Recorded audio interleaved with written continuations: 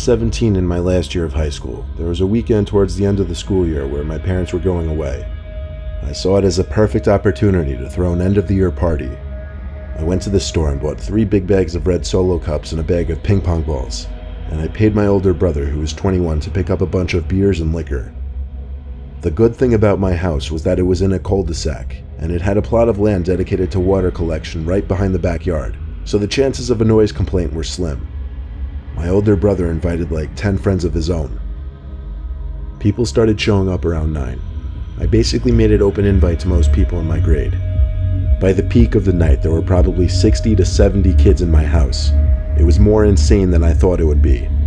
It got to a point where I started seeing kids I didn't know coming into my house. At that point, I had to put my foot down and start locking the door to avoid randoms from coming in. Every time people would leave, I'd lock the door again.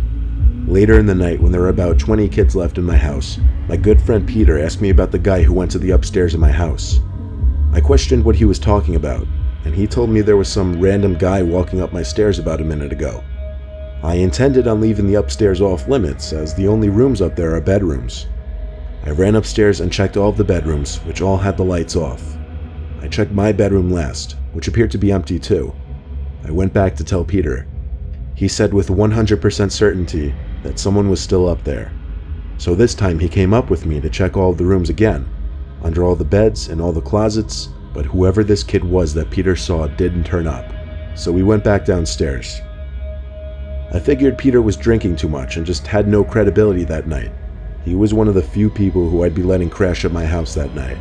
In fact, Peter crashed on a couch before everyone even left. It was probably 2 in the morning by the time the last of my friends left. My brother was already asleep in his room upstairs, while Peter and my other friend John slept on the couches downstairs. I went upstairs to the bathroom, exhausted but feeling satisfied with the party. As I brushed my teeth and looked at myself in the mirror, through a slight blur from drinking so much, I thought I heard something above me.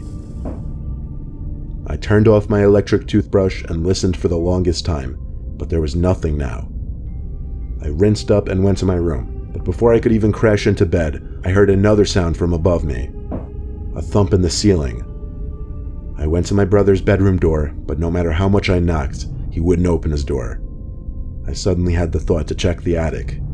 For some reason, it took me that long. I got the hook to pull down the stairs to the attic. I'd never actually been in that attic before. After climbing up the stairs into the darkness, I felt around above the floor of the attic and searched for some kind of light switch. My hand knocked into a string, so I pulled it down, and a single dim light flickered on. The center of the attic, where the door was lit nicely by this light, but the outer walls of the attic were all dark. But even in the darkness, I could sense another presence in there. I asked, "Is anybody in here?"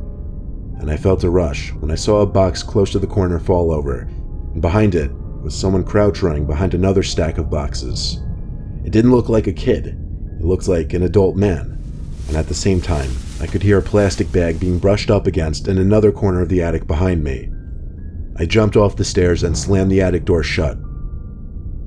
I ran down to my 2 friends to tell them what happened.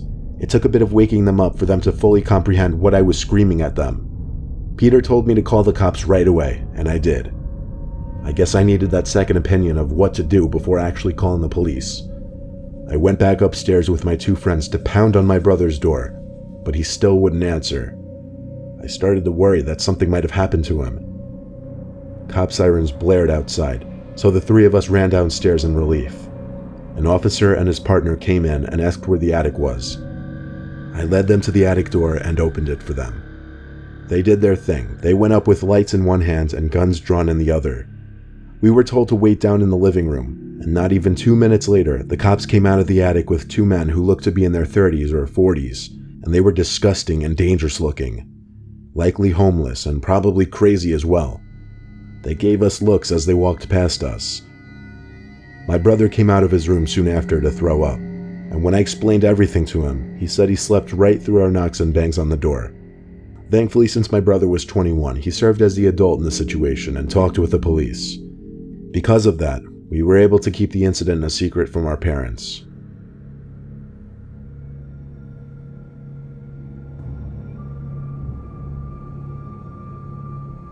I used to go to the University of Idaho before transferring. In my sophomore year, I went to a lot of frat parties. There was one frat party that changed the way I look at college parties, however. I'm gonna leave the name of the frat out of this story, but one of the smaller frats on our campus was having an open party. Free for girls and a $20 charge at the door for guys, so we all had to pay the cover charge. When we got inside, there were definitely a lot of people, but the party overall seemed kind of grimy and sketchy. There were a lot more guys than girls, and it was insanely hot in the house. There seemed to be a couple guys going to a back room, so I figured I'd check it out to see if anything was going on back there. After going through a door to a much quieter section of the house, I saw the same couple of guys go outside. I figured I'd go outside and check out what the party was looking like in the backyard section. When I opened the back door and peered outside, I saw the two guys standing around a fire pit. There was no one else in the backyard. They looked over to me after hearing the door open, I guess, and before I could turn and go back inside, they waved me over. I felt awkward, and I probably should have ignored them and just went back inside, but I felt pressured into walking over to them. They told me to sit down on one of the logs placed around the fire pit. I did so. Then they sat down on two logs and started to light up cigarettes. The two of them sat there not saying a word, just smoking their cigarettes and looking in my general direction. They didn't say anything or even offer me a cigarette. I figured I'd try to start conversation since they called me over, and asked them if they were in the frat. One of them shook their head no, and that was it. I then asked if they knew anybody at this party. This time I didn't even get an acknowledgement of my question. The two just looked at each other and then they looked at me. Now that they were looking at me, they wouldn't look away, and I was becoming increasingly uneasy. One of the two said in a very monotone, slow voice, "That's a nice watch."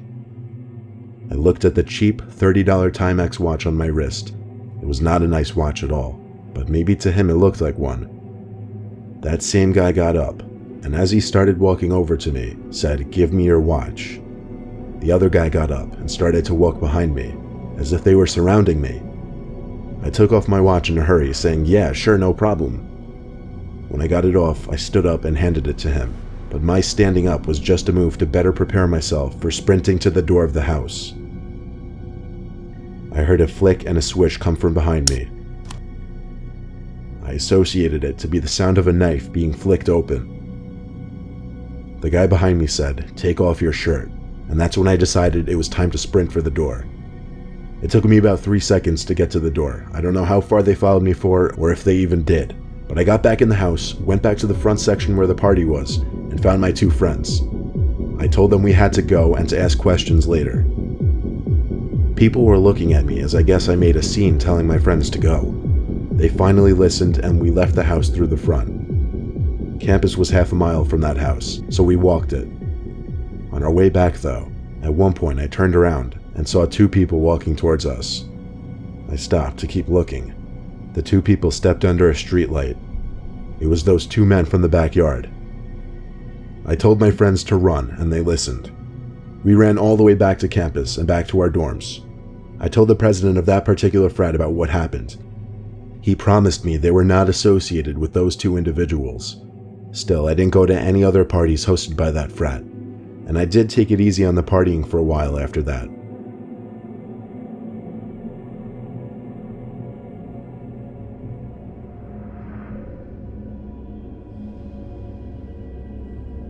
I used to use the app Tinder a lot, mostly for weekends where I'd have nothing to do and I'd hope to meet up with someone new.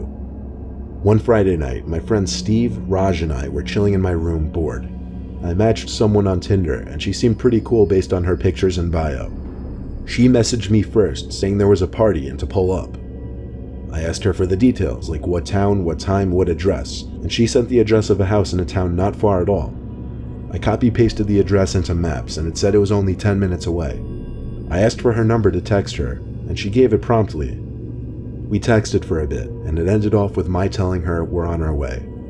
My friends were on board with it, so I figured why not? It was better than sitting in my room. I got dressed into jeans and a button-up shirt.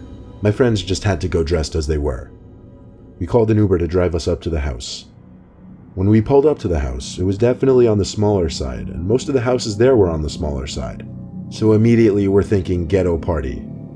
I texted the girl, and she said to come in. We started to hear the music blasting inside as we approached the stoop, so that was reassuring. The Uber drove off into the night as we got to the stoop. The girl said to just come in. I opened the door and let ourselves in. We were greeted with the living room, and every adjacent room in the house seemed to be lit up. The music seemed to be coming from another room, but even so, the living room was empty. There was no one in sight, except for a lone, 20-something-year-old punky-looking guy sitting in a chair in the kitchen. I texted the girl again, saying we're inside. She said, come downstairs. I asked, where is downstairs? She said the door right in front of the front door. My friends were laughing, saying this is insanely suspicious and that maybe we should go. I opened the door that was sure enough right in front of me, and it did indeed lead to a basement. There was a blue light that seemed to fill the whole room down there. The music was coming from down there for sure. I walked down each step slowly. Raj followed me, but Steve was for some reason staying at the top step. He called down, let me know what's down there. It was hard to hear anything because the music was literally so loud. I got far enough down the staircase where I could start to see into the basement, and instead of seeing a room packed with people dancing, I saw a line of men leaning against a wall, looking right up at me. Some of them were wearing do-rags, one was wearing a backwards cap, most of them were some kind of minorities. They were leaning against the furthest wall from the stairs, in kind of a blind spot, and all I could think was that it was some kind of trap. Then I heard a commotion come from up the stairs, and I saw Steve having some kind of confrontation with the guy who was sitting in the kitchen. I pushed at Raj to hurry the fuck up those stairs, and when we got to Steve, that man was trying to hold us back. He then started screaming something in Spanish down the stairs, and I witnessed 4 or 5 men running to the stairs from the basement. It was the most horrific moment of my life. We easily overpowered the lone guy holding us back and pushed our way out of the house, all with maybe 2 seconds to spare. We were all in decent shape, thankfully, and we ran as fast and as far away from the house as we could. We had to catch our breath after running full speed for a few minutes. I was the one to call the cops and tell them to check that house immediately. From there, we took an Uber back to my house and spent the rest of the night there. I didn't ever find out what the cops did when they checked the house out. I didn't really think that far ahead when I made that phone call. All I know now is if something seems suspicious on the internet, stay away from it. You never know who you're actually meeting or what you're walking into.